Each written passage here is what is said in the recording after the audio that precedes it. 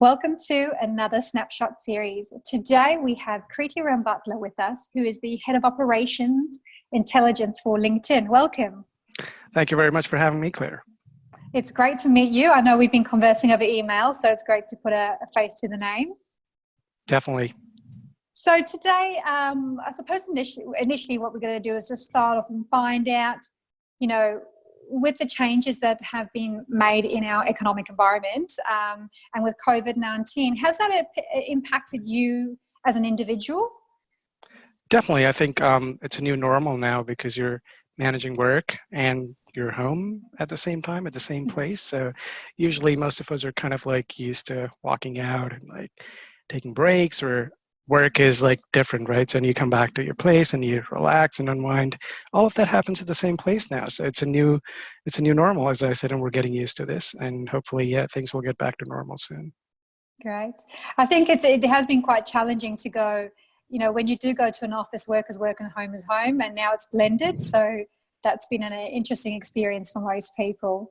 Now, interestingly enough, prior to COVID-19 happening to us, I was actually in the midst of trying to actually get going a BI AI conversation and what was happening in that space. Now, this is an element of your expertise, and I'm interested to find out a little bit about, you and your role and any information that you can share with us on, AI and BI intelligence. Definitely. I think without getting into the specifics, I believe BI and AI can definitely help in a lot of situations that we're finding ourselves in today. So there's lots of applications out there for business intelligence and essentially working with all the data that's available, because we're swimming in an ocean of data today. So there's data everywhere. So how do you actually put that to use is where my current focus is. And I think I foresee a lot of useful applications in the future for business intelligence and artificial intelligence in general. So I suppose the question there is that with the amount of applications coming out now, is how do you decipher, which direction you're going to go? There is so much data. So the initial issue we all had is that, lots of things were happening, but we weren't getting the data. Everyone's moved to a point that everyone's getting the data. And it's now what? Like, how do you know which of the applications are best suited to, I suppose your business, whether it's a small business or a large business? It's because there is quite an overwhelming amount of applications coming out. Yeah, I guess we go with the principle of the right information at the right time to right people. So that's very critical. And a lot of times what I tend to notice, at least in the broader industry, there's a lot of data. It becomes redundant, and there's a data maturity cycle. So after a while, it tends to become redundant. So people just don't know what to do with that data anymore. So I think it's very important for people to define a scenario landscape as to what's the scenario like for them in a certain situation, and then forecasting and understanding and kind of like knowing their boundaries. So you're not kind of like spreading yourself too thin in terms of the kind of data that you're looking at. So it all starts with that. And then specifically with the whole COVID situation now, I'd like to believe if you were in the industries of food production, you had already instances back in the day like a SARS or some kind of like tsunami, causing some kind of a disruption to your supply chain. You got to factor those things into your data models. So I know every situation is different, but it sort of pushes you in the direction of some kind of theoretical modeling that should help you plan out scenarios in a situation like this. I think, obviously I place a lot of executives and senior level positions, and, when you take a brief for a role, you don't really get asked, to find someone that's going to be able to, yes, do this, but also be able to the bearer of bad news and do the what if happens. So I think this is obviously a good alarm for people to start to think of those. And I think also the smaller companies probably don't have the manpower to not necessarily think, but strategize around what happens if there is, a major catastrophe and how that would impact the business. So there's obviously a lot of work to do around that area. Do you think, and this is obviously a thought, do you think with regards to, massive catastrophes, whether it's, volcanoes, earthquakes, flooding, fires, SARS, COVID, do you think the businesses are capable to be able to put together a one plan fits all with slight tweaks depending on the catastrophe from a technology perspective? I think you could say that without, sounding cliched. I think you should be able to work on a playbook of scenarios, as I mentioned, where should a disruption like that happen, which causes widespread, um, you know, implications on whatever you're doing. Again, the physical space is going to be a lot more impacted than the digital space, right? You should be able to figure out what would be the best case scenario and the worst case scenario, and you have the spectrum available to you. And so you more or less know where you would be in that spectrum when the thing started rolling out. So you should be able to come up with a plan, at least in the theoretical sense. And then with the data that's available today, and I'm just talking about SARS because that was when I was at university in 2003, and I've kind of seen the tsunami after that. It was the Ebola outbreak. I was traveling in Africa at that time. The Lehman Brothers just about graduated a year before that. So when I think of these things, I was there when it happened. Lehman Brothers. Yeah. So you can understand when you look at these things now in the hindsight, you already had information on what would happen if something of that scale and magnitude were to hit us, and how could you prepare for it. And that's just a theoretical model on the computer, right? So you could just prepare, play with those scenarios. And so that conceptual framework would apply to all the industries, I believe. So that way I think that one size does fit all, but then there's nuances in that would apply to your industry specifically. Now, this is also a guesstimate. In terms of that particular model, let's just say it is out there and there are companies using it. What percentage of companies do you reckon actually has a model like that? I'd like to believe that's what separates good companies from the great ones. So they're kind of foreseeing it. So if you worked with some insurers, for instance, right, they're always talking about an act of God kind of disrupting your operations. So the good companies would have a plan, but the great ones are the ones who would have kind of prepared for it in terms of insurance or kind of protecting your business operations. But having said that, it's easier said than done for large organizations because they're so big. There's a massive footprint, so you need to manage a lot of things. And there's also the political element as well. So you've got the risk of policies changing in different countries. So you'd have to navigate those things only when you get to that point. But yeah, I think most of the big companies kind of have a plan B, I'd like to believe. But it's kind of unfortunate when you look at the medium or the small scale businesses and what they have to go through in a situation like this, because they don't have necessarily, as you mentioned, the resources to do this kind of planning or put something in place.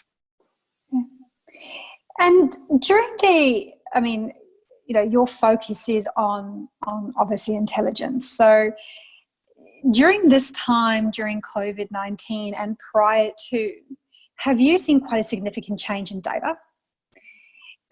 In terms of, obviously I use LinkedIn every day, so I know I love it, but I'm just interested to find, have you seen quite a significant change in data where you're kind of treading along one path and then all of a sudden you've had to change your path and go, okay, we need to be looking at this now? Yeah, definitely. There's an element of, I would say, outliers all the time. So they just pop up out of nowhere. So we kind of factor in some, scenarios for them. At this point, I would say the data collection is pretty much kind of standard for most of the things that we're doing, or across the industry, or most of the industries that I keep, reading about seem to agree with the fact that there is consistent stream of information that most of them could rely on. However, it's very specific to some industries. So, if you're looking at some data related to maybe, I'd like to believe the COVID cases. So there's a lot of talk on what source do you rely on, and what kind of policies are being put in place. I think the go-to source would be the government or the established bodies. So that way, I think you're able to zero down on the source. So that's a consistent stream of information there, but not so much in terms of the kind of data sets that are coming in, not much of a variation there. Okay. Now the big question, only because you're in the seat that you're in, is the future of AI. And yes, I know that there is a lot of information out there. You know, you go to the AI conferences, you know, there are some things that are being tested on and people are talking about, but that's probably like 10 years away. So I'm just interested to find out, what are your thoughts on the view on the view of AI in realistic time? And I mean, we're not talking about just the big guys. I mean, I'm talking about that businesses, you know, can be looking at now of all sizes. Yeah, well, isn't that the question of the day? As in, like, everyone's kind of like worried about Skynet taking over. So with robots, and like you've got these Boston Dynamics robots doing all these crazy things on viral videos. I do believe like we're at a point of inflection. So we're going to be like on that curve, riding the wave of AI very soon. You're obviously seeing that in a lot of areas like education, for instance, right? If you wanted to study a very niche field today, like let's just say artificial intelligence, you don't have to go to a university. You just log on to YouTube or some other platform. So that's the level of access that you have today. And that's going to have a ripple effect as we move along in terms of the work that we do, or the gig economies, or everything. And if you're looking at movies and fiction and essentially worried about, are there going to be robots like the physical ones taking over? I think that might take some time, because that's an area that's like, I mean, it's good to see that these robots are very agile today, but for them to be able to perform cognitive functions that are kind of like similar to what we have is a bit of a stretch as of today. But futuristic technologies is an area of interest for me. I keep following them all the time. But I think in the next 10 years, you're going to see a lot of advancements in terms of Internet of Things, or everything that you understand in terms of data is going to be a lot more easy to access. So you're going to have predefined data sets, for instance, for pandemics. So you would not have to struggle to put together a model, for instance, for your business. So that kind of accessibility will definitely like move exponentially faster. But yeah, there would be some areas which are very hard to predict. As in, I'm sure in the year 2001, if you asked anybody about the future, they wouldn't have been able to tell you about Facebook, because it just appeared on the scene, right? So there's only so much we can predict. But I think on the technology curve in the next 10 years, there's going to be massive, massive changes in data landscape and technology in general, which will make access to a lot of refined data easy for the masses. So coming out of COVID-19, so looking towards the future once again, you know, what bit of advice or one sort of golden nugget could you pass on to, you know, anyone that is, you know, heading up a technology team right now? Like, what is your piece of advice you'd pass on? Definitely to take their business continuity planning very seriously. I'm sure it exists in all the companies. You have disaster recovery systems or all those things, right? Like backups. But I tend to notice a lot of times when things are really good, people push that onto the back burner. But you got to make sure that that's mainstream now. You got to always have your business continuity plans in place. And that's got to factor in the good, the bad, and the ugly. I think if we could do that, it's not going to throw you any surprises in the future, because you've already factored that part in. Fantastic. Brilliant.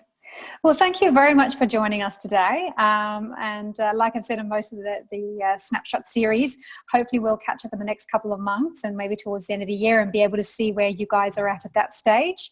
And to see, you know, I'm hoping that after this, a lot of, you know, especially the SME clients have a good sort of model, a pandemic model to work with moving forward. It might take a little while to put together, but I think we're all ready for the new normal. It feels like it's been a month too long, even though it's not been that long in comparison to the US. But yes, I just want to say thank you very much for your time. It was lovely to have you on today. Thank you very much for having me once again. You have a great day. Cheers. Cheers.